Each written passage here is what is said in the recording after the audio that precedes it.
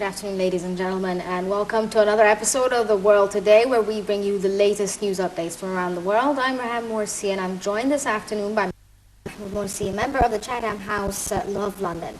Good afternoon to you, sir. Good afternoon. Let's start off with our first news item from Al-Ahram Online that reads, Russia's Putin, Egypt's Sisi agreed to continue cooperation on flight safety. The news item itself reads, Russian President Vladimir Putin agreed in a phone conversation with President Abdel Fattah Sisi to keep cooperating on flight safety after a Russian plane crash in Egypt's Sinai that killed 224 people aboard. The Kremlin said that the hope was expressed that the conditions for resuming flight connections between the two countries will be created in the nearest time. Moscow suspended passenger flights to Egypt, and Washington imposed new air travel security requirements in the wake of the plane crash, as Western officials pointed on Friday to the likelihood the jet was brought down by a bomb. How do you see this affecting the relations between Russia and Egypt in terms of economically and financially rather than politically, though? Yeah, I think the problem is after the tragedy of the aeroplane, the jet, it's very important to cooperate on more security procedures in the aeroplanes and in flights. As you know, this is a tragedy. We all know that, but more security is applied. And it is also early to have very soon predictive about the accident. We have to wait until the full complete of the report, and the report of the accident is very important to understand what is really happening inside the aeroplane. Our judgment, I think we have to look to the accident from the other sides. I think it will be we need more procedures in the airports and in Sharm el-Sheikh and all airports in Egypt. Also, from political view and economic view, I think it will not be affected too much. I think we still have many projects from Russia working in Egypt in many ways, and I think no, the accident will be just as accident, not be applied to any other things.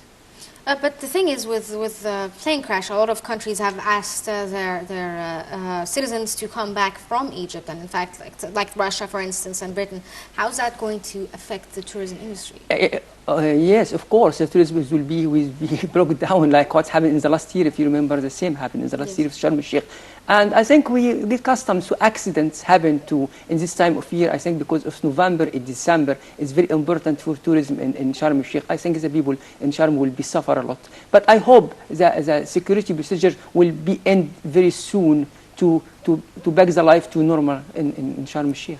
Okay, let's move on to the next item from Egypt Independent that reads, Egypt says foreign countries did not coordinate with Egypt on security. The news item itself reads, Foreign Minister Sameh Shoukry said that the foreign countries did not heed Egypt's calls for greater coordination to fight terrorism and have not shared intelligence with Cairo about the crash of a Russian passenger plane last week.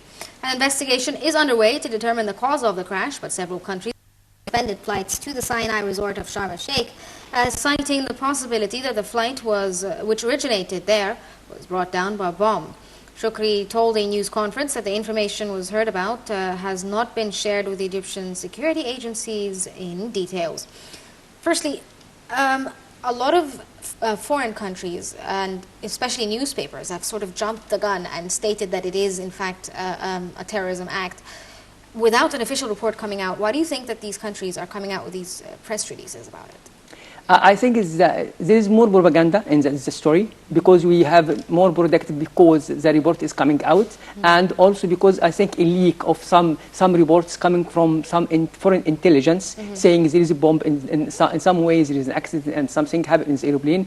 And on the other side, if they know that there is an accident in the aeroplane and will be a bomb in it, why didn't tell the intelligence in Egypt before the accident, take care of it? So there is, there's two parts in the story. First part is they keep the information for them. Second part is they didn't tell the intelligence in Egypt. And I think it's very bad. It's very bad for them, not for us.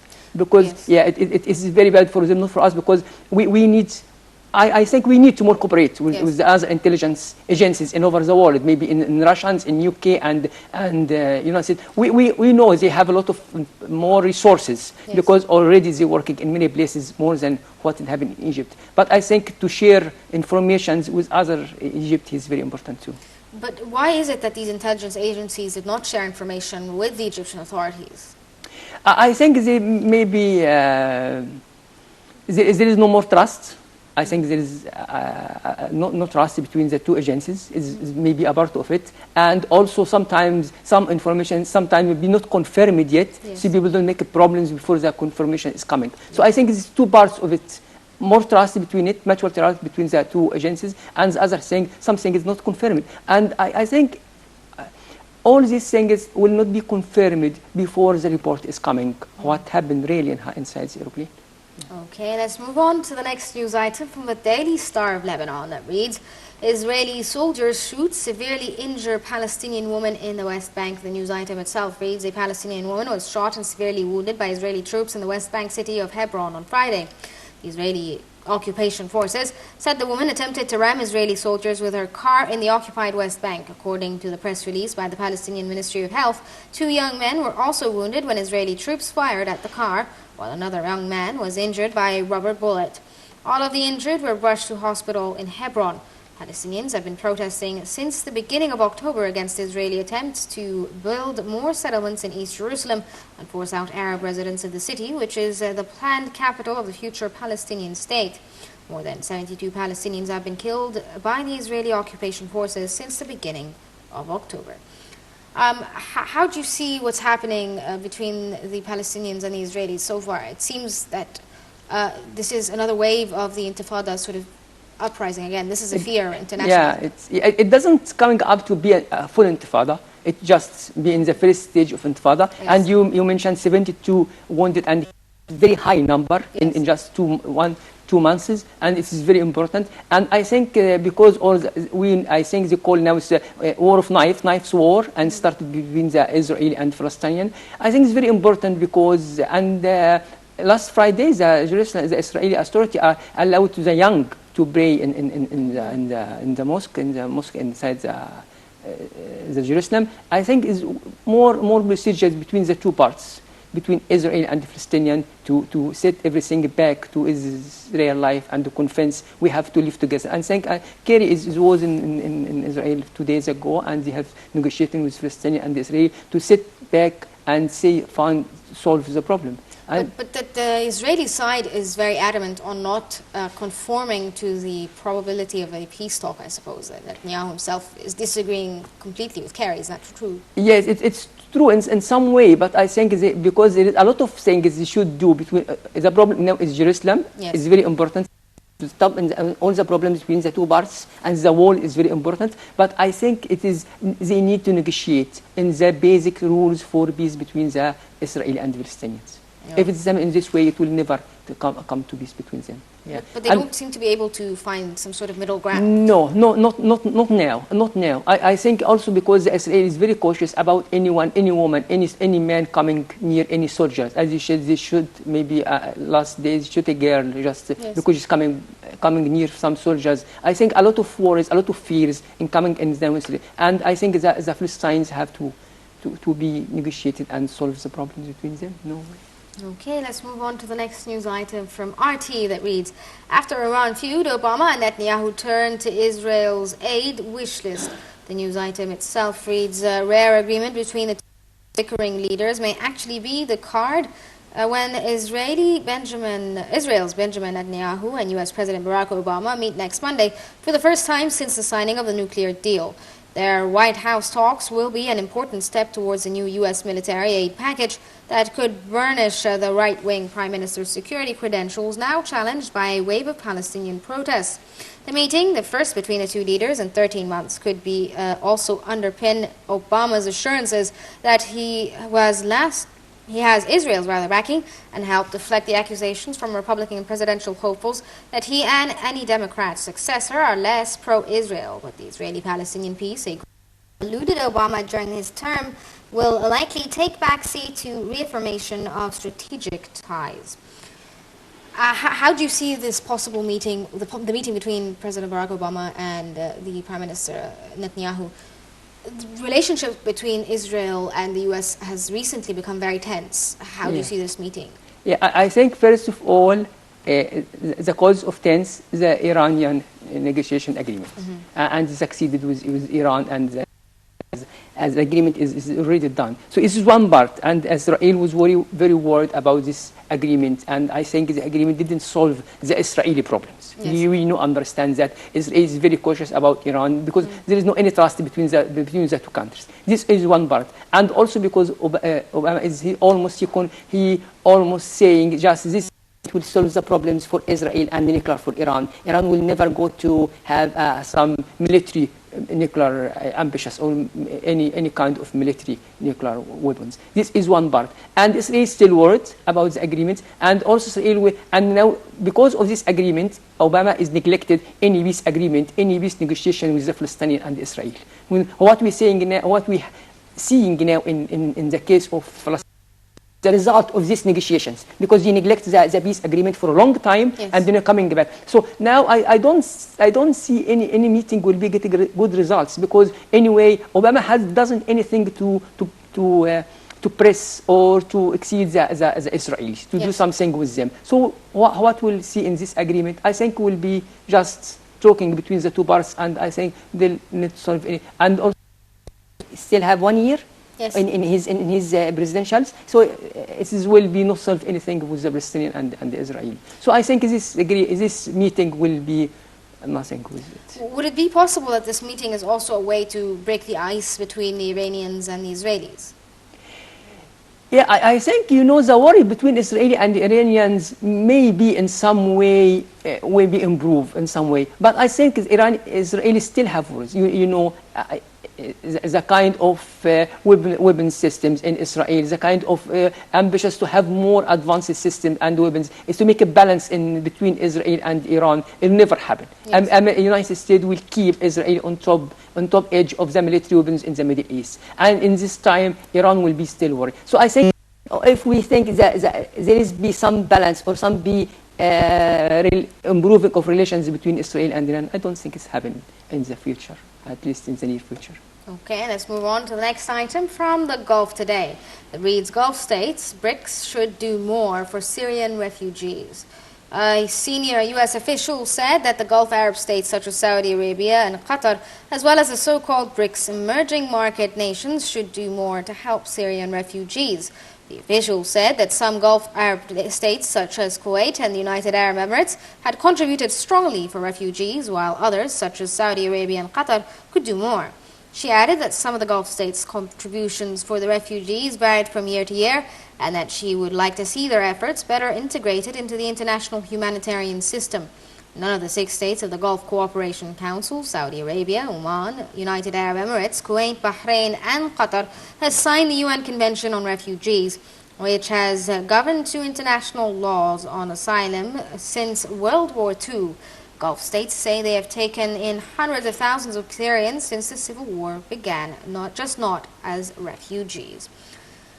Why is it that the Americans are talking about the refugee crisis and that the Gulf states should do more when they themselves aren't even willing to allow refugees into their country? Yeah, it's true. Yeah, and the problem is with refugees. Millions of refugees have gone through the sea and fly to the west. And maybe more is coming if the war will be continue, as we see now in between. Russia is still hitting many places, and there is coming a lot of more refugees will be moving through Turkish and the border to the western and make more troubles and more problems.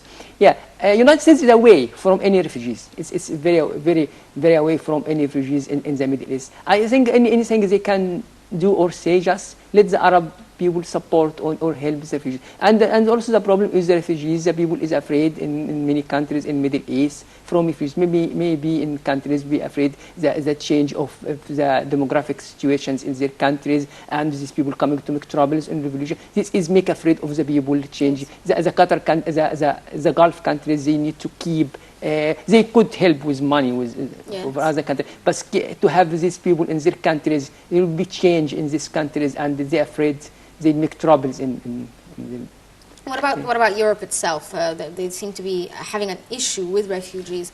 How can they deal with the influx of refugees coming in?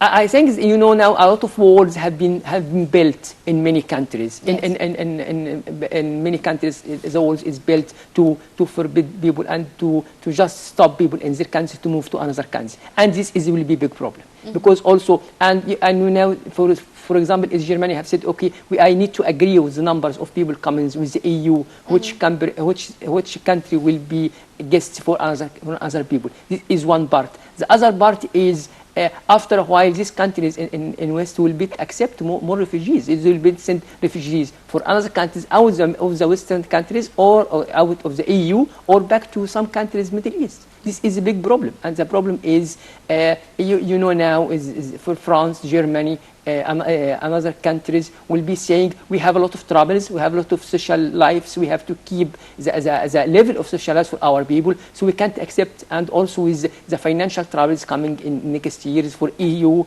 support other countries say we don't have enough financials, and maybe United States coming and say I have to give some money, to give some refugees. Yeah, for some refugees. Yeah.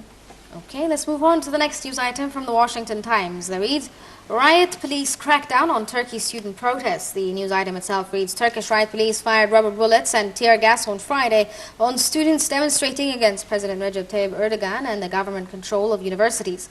Brawls erupted between police wearing helmets and riot shields and some 200 protesting students at an Istanbul university campus. Some of the students were injured and police made a number of arrests. The students were demanding the abolition of the Higher Education Board, which was created by the military junta in 1981 to manage universities and is regarded as an instrument of state control. Police also used water cannons against a smaller demonstration announcing the education board in the Mediterranean resort of Antalya, where the G20 summit of the world leaders is taking place next week. The unrest erupted just days after Erdogan's Justice and Development Party's decisive victory in Sunday's elections. Turkey has a lot of problems.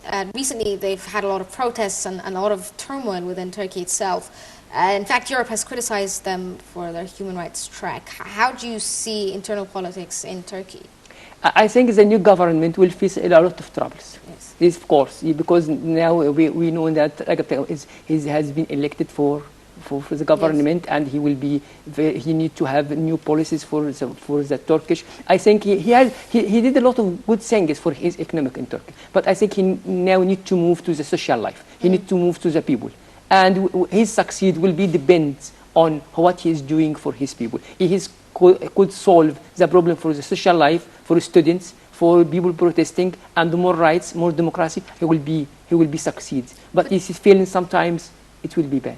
But what is happening in Turkey is the opposite, actually. In fact, there's a crackdown on media and journalists, arresting them, in addition to the violence in protests and so forth. In fact, there's a lot being said that Erdogan is trying to a lot of power as a president, especially with his party winning seats in the parliament. Is this a possibility? Yes, of course. But I think inside the EU, as Turkish is looking for their becoming a member of EU, and a lot of violations for against human in Turkish will be very afraid, will be very worried about the relations with EU. Yes. This is the part. So Erdogan, he has to be balanced between his people and what he's doing for democracy, a lot of freedom for the media, and his relation with EU. And I think we will see how he succeeds in doing that. But anyway, a lot of violence, a lot of things happen in Turkey. Okay, well, our last news item, The Guardian, reads, a strong 6.8 magnitude quake rocks Chile.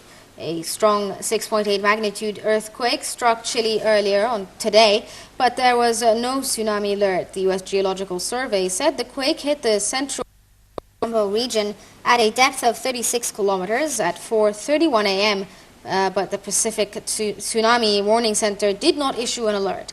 The epicenter was close to the coast, 47 kilometers from the north city of Oval, and nearly 300 kilometers north of Chile's capital, Santiago. Chile is no stranger to earthquakes. In September, the same area of a country was hit by an 8.3 magnitude earthquake and tsunami that left 15 dead and over 16,000 homeless. Chile lies on what is known as the Ring of Fire, an arc of fault lines that circles the Pacific Basin and is prone to frequent earthquakes and volcanic eruptions.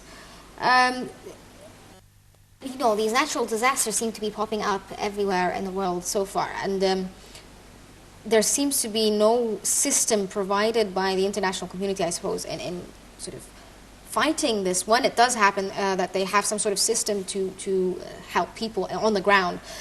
What do you think is going to happen, especially with global warming and all of this? What do you think is going to happen? Is the international community going to try to find some sort of international body to deal with such natural disasters? They should apply a new system for dealing with things. I think with Obama in his last year in the presidential, he should find something. I think United States will be the leader for that. I think with G20, they have to think about many countries have a lot of troubles and with tsunami and everything. I think it's very important to mechanism to solve all these problems in some way. It started from predicting and if it's happening, should be dealing with it, and after that dealing with the results. I think a mechanism should be done now in many countries because a lot of troubles happen in this part of the world, and maybe it's move. I think it will be in our regions and many other regions. So I think this mechanism will be solved, and if it's happened in some regions, I think with our regional area we have to thinking about new systems